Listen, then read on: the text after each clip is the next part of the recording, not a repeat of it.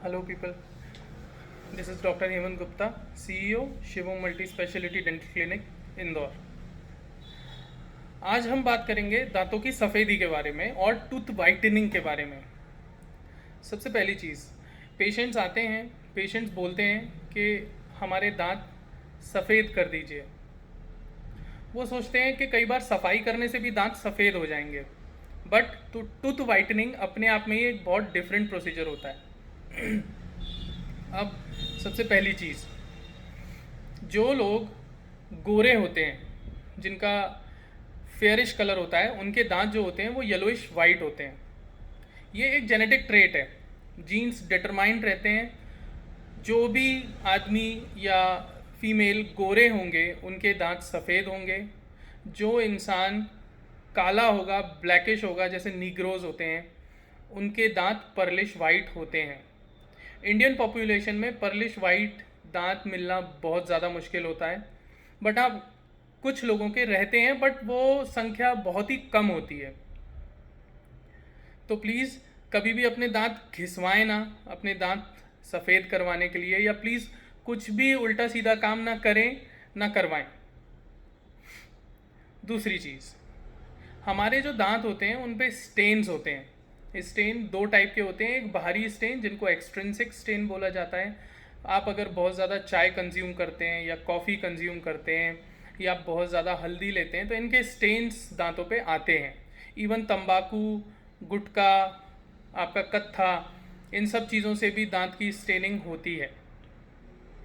दूसरे होते हैं इंट्रिंसिक स्ट्रेन, जो अंदरूनी स्टेन होते हैं। ये स्टेन सबसे ज़्यादा टेट्रासाइक्लिन दवाई के कारण पाए जाते हैं। जब बच्चा 10 से 12 साल की उम्र से कम का होता है और अगर उसे टेट्रासाइक्लिन दवाई दी गई है या कोई और ऐसी दवाई दी गई है जिसके कारण दांतों में इनेमल में पिगमेंटेशन आता है। जो इनेमल मतलब जो दांत के ऊपर की सतह, जो लेयर होती है वाइट कलर की, उसको इनेमल बोला जाता है।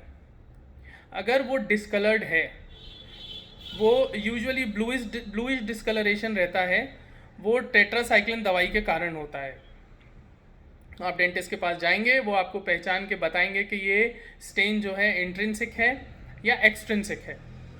जो एक्सट्रिंसिक स्टेन्स होते हैं वो तो सफाई से ही रिमूव हो जाते हैं। जो चाय के दाग हो गए, कॉफ़ी के हो गए, गुटकों के हो गए, ये दाग क्लीनिंग में और पॉलिशिंग में निकल जाते हैं। लेकिन जो इंट्रिंसिक स्टेन होता है वो कभी भी सफाई से नहीं निकलेगा, वो कभी नहीं निकलता। अब इसके आगे की बात, कोई भी पेशेंट हमारे पास आता है, सर मेरे दांत सफ़ेद कर दीजिए, उसके लिए केवल एक ही प्रोसीजर है, वो है ब्लीचिंग। उसको बोला जाता है दांतों की ब्लीचिंग। ब्लीचिंग में पेशेंट हमारे पास आता है, एक ब्लीचिंग किट होती है, वो हर एक पेशेंट के लिए अलग आती है। ब्लीचिंग की वो किट उसी टाइम खुलती है, यूज़ होती है और फेंक दी जाती है। इसी के कारण ब्लीचिंग प्रोसीजर काफ़ी महंगे होते हैं। कई बार पेशेंट चौंक जाते हैं सुन के कि अरे सर इतना खर्चा आएगा। तो हाँ, अगर आप एक अच्छी ब्लीचिंग किट यूज़ करेंगे, नो डाउट वो कॉस्टली रहेगा। ब्लीचिंग किट में जो केमिकल्स आते हैं उसमें हाइड्रोजन परऑक्साइड भी यूज़ होता है, कार्बामाइल परऑक्साइड यूज़ होता है, जो कि दांतों को सेंसिटिव भी बनाते हैं। अगर आपका ब्लीचिंग आपने करवा लिया, उसके बाद पेशेंट कई बार शिकायत करता है कि सर मेरे दांतों में ठंडा गर्म लग रहा है। ऑब्वियसली लगेगा, क्योंकि उसने आपके इनेमल को पेनिट्रेट किया हुआ होता है। जो केमिकल होता है वो आपके इनेमल को पेनिट्रेट करता है, जिसके कारण वो सेंसिटिव हो जाता है। इसीलिए ब्लीचिंग करने के बाद डेंटिस्ट कई बार डिसेंसिटाइजिंग टूथपेस्ट या जेल्स देते हैं पेशेंट को करने के लिए, जिनको कि हमको पूरी ईमानदारी से करना चाहिए। इवन टूथ का डीमिनरलाइजेशन भी होता है, क्योंकि ये केमिकल्स थोड़ा सा डीमिनरलाइजेशन करते हैं। तो रीमिनरलाइजिंग टूथपेस्ट भी डेंटिस्ट देते हैं, जिससे मिनरलाइजेशन वापस हो जाता है।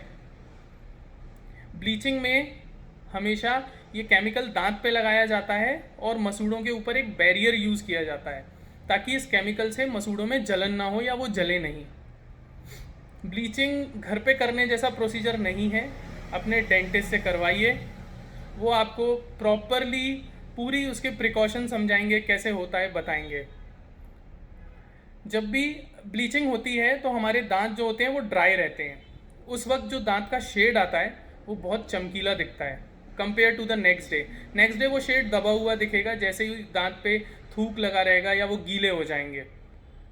तो कई पेशेंट्स कंप्लेंट करते हैं कि सर ये जो शेड उस टाइम देखा था तब तो बहुत अच्छा लग रहा था, अब तो नहीं लग रहा है। तो प्लीज़ ऐसी कंप्लेंट्स करना नहीं बनता है, क्योंकि वो थोड़ा सा डल होता है।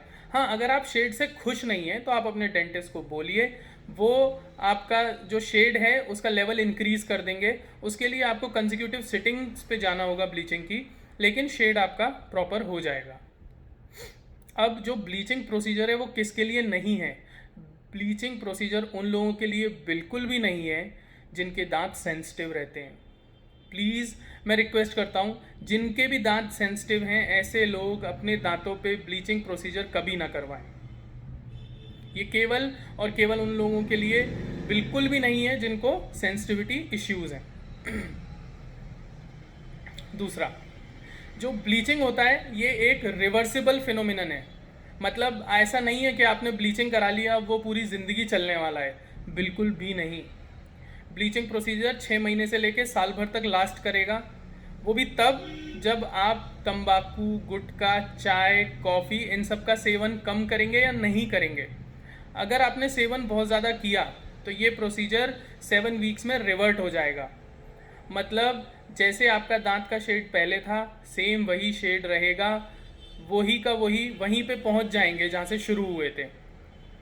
और ब्लीचिंग बार बार करवाने वाला प्रोसीजर नहीं है। ब्लीचिंग 2-3 साल में एक बार करवा लिया, हो गया।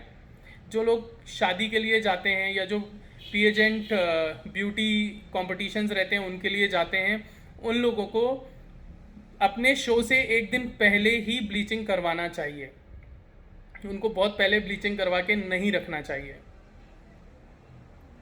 इसके अलावा मार्केट में बहुत सारे टूथपेस्ट आते हैं जो दावा करते हैं कि उनसे दांत सफ़ेद होते हैं। उनसे दांत पूरी तरह सफ़ेद कभी भी नहीं होता। और उन टूथपेस्ट में जो विजिबिलिटी को इम्प्रूव करते हैं दांत की या जो कलर बढ़ाते हैं, उन टूथपेस्ट में एब्रेसिव्स की मात्रा बहुत ज़्यादा होती है। एब्रेसिव्स की मात्रा ज़्यादा होने के कारण अगेन दांत सेंसिटिव हो जाते हैं और फिर पेशेंट्स को प्रॉब्लम होती हैं। और ये टूथपेस्ट ज़्यादा नहीं, केवल एक शेड ऊपर चेंज करता है, इससे ज़्यादा ये चेंज नहीं करता है। पर लोग बार बार इसको लॉन्ग टर्म यूज़ करते हैं केवल इस चक्कर में कि उनके दांत सफ़ेद हो जाएंगे, पर ऐसा नहीं होता है। अपने दांत सफ़ेद रखने की जगह साफ़ रखिए। पर हाँ, किसी फंक्शन में जाना है या कुछ ऐसा है कि नहीं मुझको अपने दांतों पे ब्लीचिंग चाहिए, तो आप बेफिक्र होकर करवा सकते हैं। प्लीज़ अपने डेंटिस्ट से ही ब्लीचिंग करवाइए, वो आपको सारी सलाह, सारे प्रिकॉशन अच्छे से समझाएंगे। मुझको लगता था ये टॉपिक पे बात करना चाहिए, इसीलिए मैंने आज इस टॉपिक पे बात किया। तब तक के लिए प्लीज़ अपने दांतों का बहुत ख्याल रखिए। नमस्ते।